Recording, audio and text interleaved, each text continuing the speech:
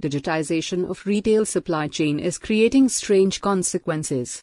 Here is one example: analysts are openly questioning the survivability of JCPenney. Lurid headlines such as this one abound in press.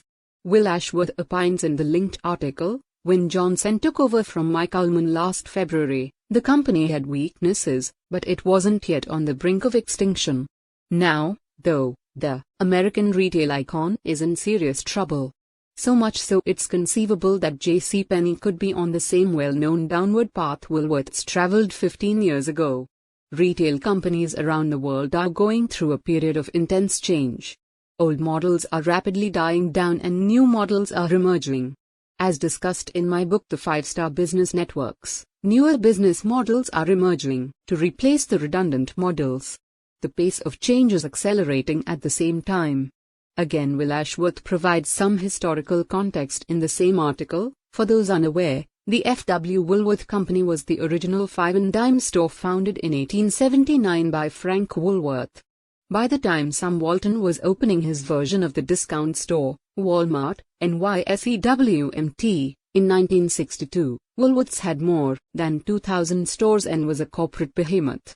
Unfortunately, expansion in the 1950s and 1960s was its ultimately undoing, adding stores but not profits.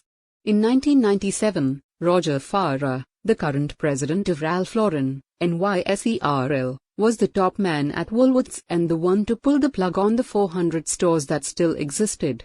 A year later, it changed its name to Venator Group, and 3 years after that to Foot Locker NYSEFL, its strongest brand. Walmart, meanwhile, went from start-up to replacing Woolworth in the Dow Jones Industrial Average. It took Walmart more than 2 decades to replace F.W. Woolworth Company. Today, with the rapid uptake of online purchasing by the masses, the business model is again up for grab.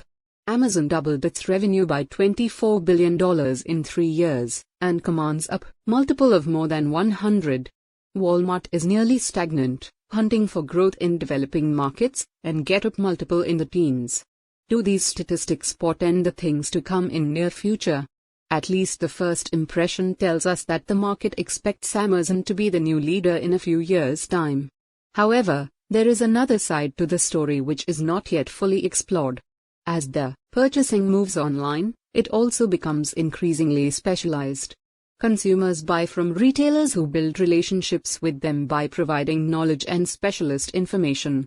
While Amazon is fighting for margins around 1.5%, and bases its strategy around fast delivery, online specialty stores have proven that in return for product education, customers will pay handsomely and wait for their products longer.